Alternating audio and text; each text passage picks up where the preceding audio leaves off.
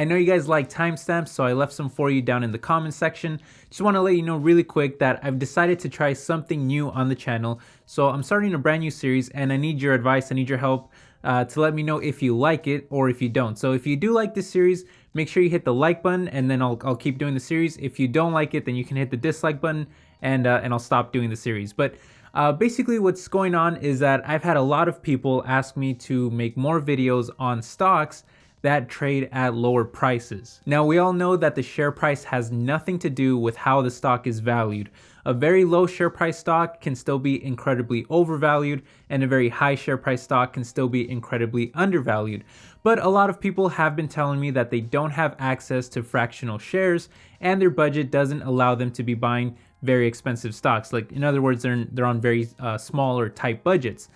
And so they've been asking me to give my opinion on some lower price stocks, just kind of in the general sense. Now, to be clear, I think that anybody who is on a very small budget where they can only afford very low price stocks should probably not be investing in stocks yet. They should probably wait for their income to go up and be a lot more stable before they decide to invest in stocks long term. But that's just my opinion. Whatever you do with your money is completely your choice. Either way, I still think that this could be a fun way of categorizing and looking at some different stocks that trade at certain price ranges. So what I'm calling the series is 3 stocks under. And so today we'll be starting with 3 stocks under $50. And so we're going to talk about 3 stocks that trade between $40 and $50. And then once a week or once every 2 weeks, I'll do another episode. And so the next episode will be 3 stocks under $40. And then the next episode will be 3 under 30, and then 3 under 20, and then 3 under 10, and so on. And if you guys like this series, then maybe eventually I'll do, I'll go up in the price range as well, and I'll do higher price stocks too. So anyways, just kind of an idea, just kind of a fun idea that I'm thinking about. So the series will be called 3 Stocks Under. I'll put all the episodes on a free playlist called 3 Stocks Under, and you can find that up here, down in the description, or on a clickable card at the end of this video. But with all of that said, let's go ahead and get started.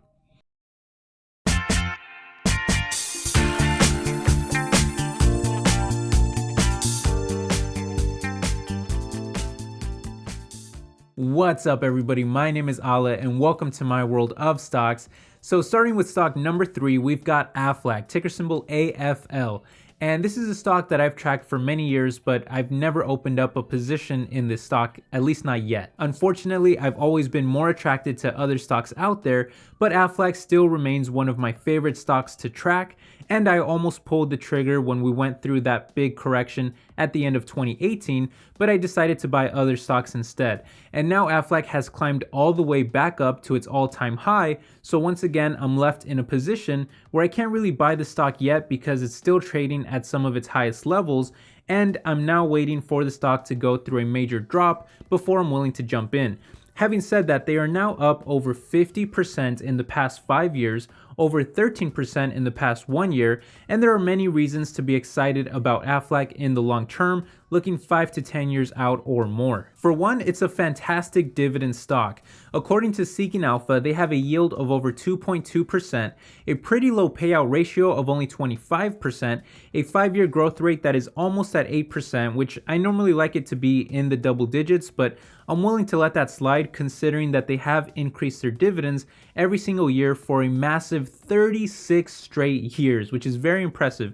And that means that through recessions and market crashes, they not only kept paying those dividends, but they actually increased them as well. And anytime you have a stock that pays dividends that consistently, it makes it much easier to hold through times of volatility and stick to your long-term goals. Speaking of which, Aflac's future potential looks very strong since they are one of the largest health insurance companies out there, selling a number of insurance products related to work injuries, hospital visits, and life insurance. But what makes them stand out from the competition is their supplemental insurances that cover specific health conditions, like their cancer treatment plans that have seen a lot of growth. All things that I think we can agree will pretty much always be needed in one form or another, so I don't see any risk of Aflac going out of business, at least not anytime soon. And looking at their most recent performance, In their last quarter, they grew adjusted earnings by over 27% year over year, although much of that was thanks to tax reform. But despite sales only barely increasing in 2018, they still did almost $22 billion in sales and increased their adjusted earnings by over 21%.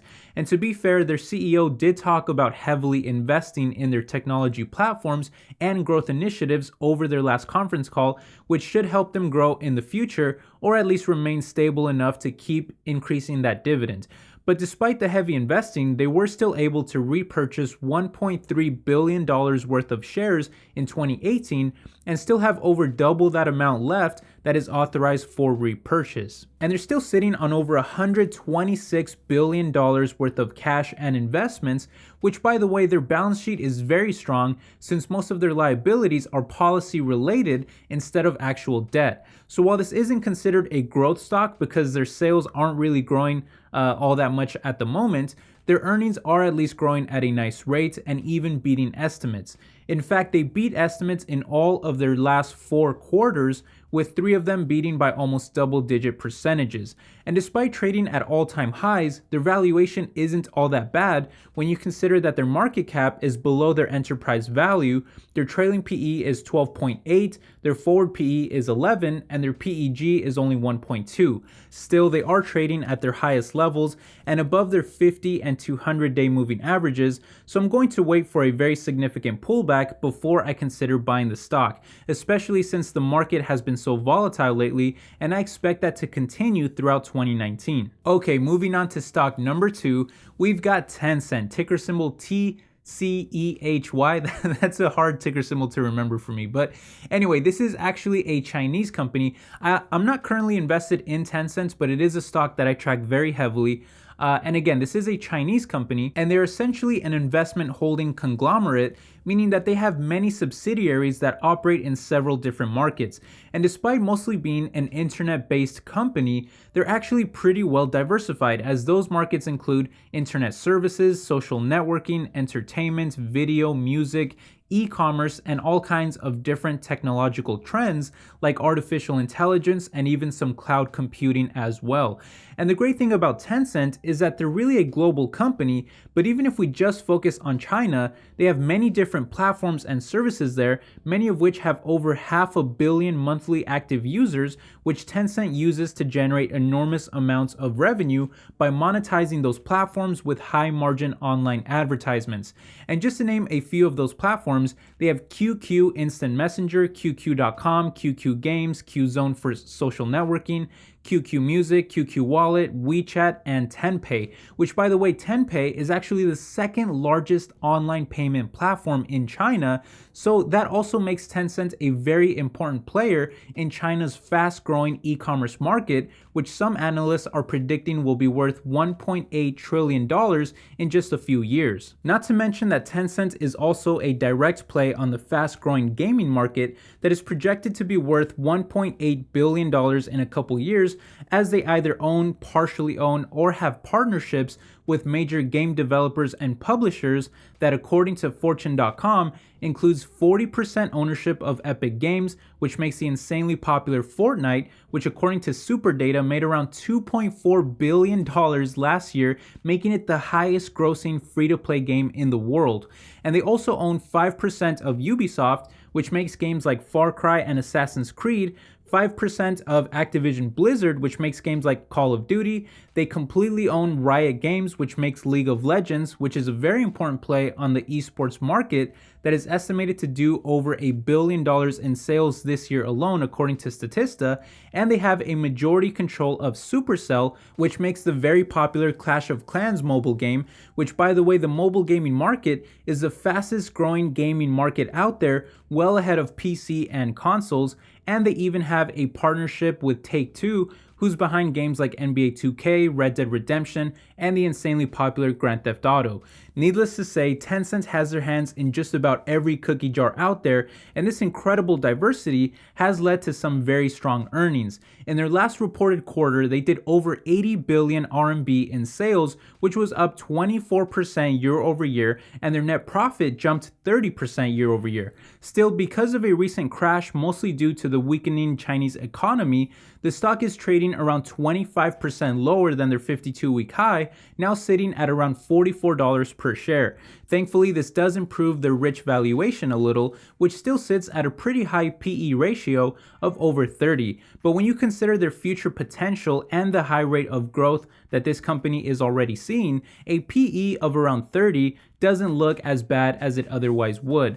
Like I said before, I'm still not currently invested in Tencent myself, but it is definitely a stock that I track very closely. But at the moment, my only two Chinese stocks are Alibaba and a small speculative position in NIO. Okay guys, and last but not least, we've got stock number 1, and that is International Paper, ticker symbol IP. And this is a very interesting stock. It trades at about $45. But Wall Street has been very negative on this stock, especially throughout 2018, because of rising tariffs. And they basically felt that rising tariffs from the whole trade fight between the US and China was going to really damage International Paper's business. See, they manufacture and sell paper and packaging products, those consisting of industrial packaging, global cellulose fibers, and printing papers. And because IP is a global company with operations in North and South America, Europe, the Middle East, Africa, and notably Asia, Wall Street predicted that they'd be one of the most impacted companies from the rise in tariffs and decided to not only bake but scorch those fears into their stock.